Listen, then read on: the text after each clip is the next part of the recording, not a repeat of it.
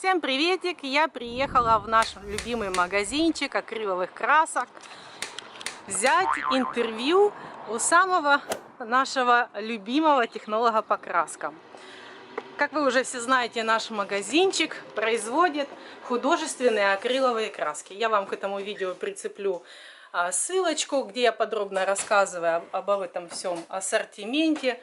Кому интересненько, перейдете, посмотрите. Сегодня я собрала вот этих самых известных людей, мафию, скульпторов и технологов по краскам, чтобы позадавать самые популярные ваши вопросики. Пусть они сегодня ответят на то, что вас интересует. Приветики еще раз. Значит, я делала опрос в своей телеграм-группе, насобирала несколько вопросиков самых популярных. Сейчас я буду их называть, и как раз наши любимые технологи и скульпторы расскажут все. Значит, самый первый вопрос, часто распространяемый, это когда люди покупают краску, и краска акриловая, она, открываете, она густая. И вот те, кто красит не валиком, а пистолетом, именно идут под высокое давление пистолеты, они, получается, краска тяжело дуется. Вот какое количество воды можно добавлять в эту вот краску, чтобы она не потеряла свойства и была такая же прочная? Воды можно добавлять до 10, в нашу краску до 10%. Если людям покажется, что она густоватая, то всегда можно добавить. А если люди красят валиком, кистью, то мне кажется, на мой взгляд, что она не нужно ее добавлять. А если пистолетом действительно, чтобы она потянула пульвером, то, я же говорю, до 10% можно добавить. И саплона до 2,4-2,5. Потому что фирменные пистолеты идут 1,5. 1,5, это мало. Это мало. Для этой краски мало. Надо сапло диаметр больше. Вот если на этом ведерке показать 10%, это сколько? Ну 10%. Ну если это десятая литр, часть. это литр, то 10 это 100 миллилитров. 100 грамм, 100 миллилитров. Полосочку покажите, чтобы видно. Полосочку, ну на мой взгляд это вот так. Я бы на стакане лучше бы показал, но я же ведрами не 100 пью. грамм водки пьют 100 Это грамм. что, для наглядности. Так, следующий вопрос. Акриловая краска есть, а есть вододисперсионная. Это вообще что это такое? Это какие-то две отдельных краски? Или это одно и то же? Вообще само понятие, это что такое вообще эти за краски? Понятие акриловое, водоэмульсионное, латексное, это все, его можно объединить в одно понятие. Водные системы. Отличается водоэмульсионное от акриловых, от латексных только составом сырья, которое используется для приготовления этих красок. Самые дешевые краски, которые используются в интерьерах, внутри помещениях, неответственных объектах, используется сырье, которое и по цене, и по качеству соответствует. А те краски, которые мы разработали специально для художественной мастерской Колесникова, там используется акриловая дисперсия французского производителя. Во Франции, Чехословакии заводы их не стоят. Вот. И вот мы ее называем чисто акриловая краска. Краски, которые красим стены в домах, мы ее называем стирол акриловая краска за счет того, что там дисперсия используется, стирол акриловая. А так это понятие водной системы. Вот водой оно все, что латексное, что акриловое, что водоэмульсионное, разбавляется водой. И просто для простонародья можно понять, что это вот основное, как бы, общее для этих красок. То, что оно водой разбавляется. Вот и все, что, я думаю, можно... По-крестьянски скажу, есть краска масляная, там олифа растворяется, ауспирит растворяется, сольвент, это масляные краски. Есть краски нитрокраски. Алкидные, да. Алкидные краски. Это на базе лаков, которые варятся там из какого-то масла, или с льняного, или... А есть водные краски, вот акриловые краски. подсолнечного. Вот, ну, есть Да. на воде растворяются. Хорошо. А можно ли акриловую краску разводить грунтом, а не водой? Будет ли от этого она крепче, либо это будет хуже? Вообще можно такое делать или нет? Оно, конечно, разбавляется. И Ну, мы этого не делаем. Мы делаем так, как мы уже отработали систему, которая у нас порядка 20 лет. Вот. Ну, если вы разбавите грунтом, то я считаю, вы просто удорожите эту краску, потому что грунт тоже денег стоит. А качество, в принципе, оно сильно не поменяется. Крепче не станет. Да, оно То же самое. тоже Дороже. дороже, потому что вы же вода-то как бы считается Бесплатно. денег не стоит. На 10% будет дороже. Да, а грунт дороже. Но если чтобы у вас на душе было спокойнее, что вы добавите немножко покрепче и оно станет лучше, то можете добавить. Ничего не случится. Не повлияет ли на окраску, если у меня краска одного производителя, а грунт другого, а я начну разбавлять этим грунтом в эту краску? Я считаю, что это же одни системы. Вот, система-то одна, водная. И разные производители, они используют, в принципе, одно и то же сырье. Вот, акриловой дисперсии. Поэтому производитель здесь ни в коем случае не влияет на... И сразу по теме насчет грунтов. Можно ли взять грунт, взять какой-нибудь порошковый краситель, добавить это в грунт и использовать это как краску? Ну, как краска она уже работать не будет, потому что краска, его функция перекрыть, перекрасить, закрасить поверхность.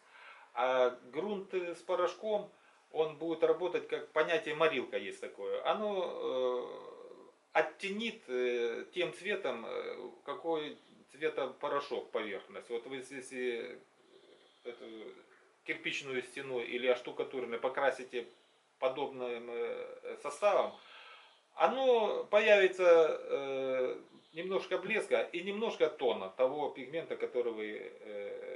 Но она краской не будет. Она не закрасит, она не перекроет другой цвет, потому что это не краска. Краска это совершенно другое. И мы опять же это не используем, не предлагаем никому. У нас вот что отработалось за сколько времени мастерской колесника, так и мы и делаем. А люди уже сами смотрят, выдумывают, придумывают, экспериментируют, делают, берут грунт, добавляют сухой порошок, там желтого, какой цвет найдут, размешали и можете представить, что получилось.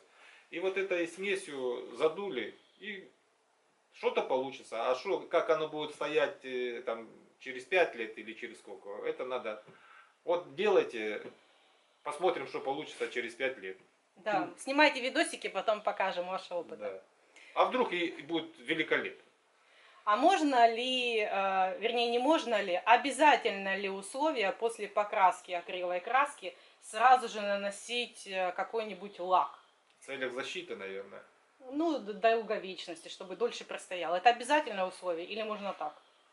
Ну, я считаю, что вот ту краску, которую мы делаем, она такая полуматовая, полушовковисто-матовая. И если ее вскрыть лаком, появится глянец. Но не каждому этот глянец может понравиться. И поэтому для той краски, что мы производим для мастерской Колесникова, покрытие лаком не обязательно. Эта краска у нас стоит, вот по примеру, если в России взять, вот Калужская область, Козельский там город, люди уже, по-моему, около 10 лет. 12 лет. Вот, 12 лет как покрасили, а 12 лет это, я считаю, довольно хороший показатель насчет устойчивости. Без насчет... лака стоит и ничего. Ну да, без лака. Но лаком не запрещено покрывать. Оно, опять же, будет только дороже. Крыши мы покрывали. Где крыша, глянец надо и крышу усиливаем. Ну вот там, где надо глянец, там где... Ну, лаком это... Не обязательное условие. Не обязательно, но оно как бы дополнительную защиту дает, конечно. Но и меняет немножко оттенок, краски, цвет, вот, и появляется глянец. В общем, если вы захотите вскрыть лаком эту краску, это не повредит, не помешает, лишь бы только был лак хорошего качества. Есть лаки полиуретановые, есть акриловые и есть алкидные лаки. Какие лучше всего наносить Ну, на акриловую краску? акриловые лаки, конечно, лучше, потому что вот, алкидные лаки, они Конденсация. по качеству, по своей стойкости уступают акриловым лакам. Вот. Почему ваша краска не продается повсеместно во всех магазинах и супермаркетах?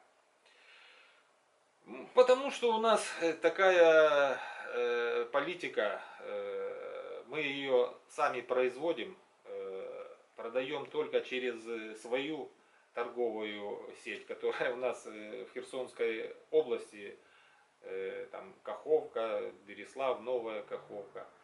Вот. И просто мы еще не занимались конкретно этим вопросом, чтобы по всей стране, по всей Украине открывать магазины для реализации этого товара краски. И потом сейчас при наличии интернета и служб доставок человек всегда может позвонить, заказать, и мы ему отправим в любую точку Украины. Раньше мы в Россию отправляли, когда были границы открыты. Вот. Ну, пока сейчас по Украине только. На каких поверхностях можно использовать вашу краску? На всех минеральных поверхностях это бетон, штукатурка, кирпич, там, гипсокартон, вот такое. Шифер. Шифер. Ну, я имею минеральные поверхности, это вот эти все материалы. Вот. Даже Черепица. черепица, песчано-цементная, то же самое. Вот, ну, короче, на всех бетонных изделиях она используется. Вот. Мы даже металл патинируем, когда металл закрашен, металл какой-то краской. Мы даже эти поверхности красим, и стоит прекрасно стоит. Насколько ваша краска выдерживает атмосферное влияние, дождь, снег, жару, град и минус 30? Ну, как я уже сказал, вот пример в Козельске у нас есть. Это вот лучше всего привести пример, где вот наша краска, мы можем сказать, вот она простояла больше 10 лет, 12 лет. В Крыму 20 лет, сколько, 15? В Крыму, да, больше там 15 лет. Вот это, так сказать, прекрасный пример, сколько она стоит. В Крыму свои погодные условия, жара там и морской воздух. В том же Козельске там другая погода, там и морозы бывают и за 20 градусов, и дожди, и все. Вот 10 лет мы можем гарантию дать, что она простоит. Можно ли вашу краску купить и добавлять в раствор? Вот так вот ведерко купили и добавить в раствор. Можно, только получится бог знает что. А раствор можно добавлять, это же оно же на водной основе, бетон тоже с водой заводится, так что это Надо можно, пробовать. но не нужно, да. А люди всегда пусть попробуют и потом сами рассказывают, что у них получилось. Какой срок годности вашей краски? Срок годности гарантированный при условиях хранения это год. А так она хранилась у меня и 5 лет, и я потом размешал, и она все. Главное, чтобы она не перемерзла. Ну и последний завершающий вопрос. У нас большинство наших подписчиков люди не с Украины, а с разных регионов, и Россия, и Белоруссия, и другие страны. Их очень интересует вопрос, будут ли какие-то открываться новые магазинчики за территорией Украины, и возможны ли поставки вот сейчас, доставка, к примеру, в Россию вашей краски. Возможно ли такое? Раньше мы делали поставки в Россию, в тот же Козельск и в другие города. Но сейчас немножко затруднилось. Но мы ведем переговоры с белорусской стороной по поводу открытия нашего фирменного магазина торговой марки Акмира для реализации нашей краски на территории Белоруссии. Вот начнем с Белоруссии, а уже в Россию с Белоруссии легче ее будет доставить. Пока конкретно дату вам назвать не можем, но такая работа ведется.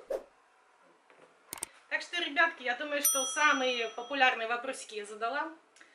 Ссылка на группу я вам все внизу напишу. Если вас что-то будет еще интересовать, пишите. Буду заезжать сюда в гости, буду спрашивать вопросы всякие, задавать интересненькие. Про этот магазинчик я, как всегда, скину ссылочки, адреса, телефоны, номера, фирму. В общем, все, что вас будет интересовать, пишите, и все буду отвечать. Сегодня прощаюсь. До новых встреч. Пока-пока.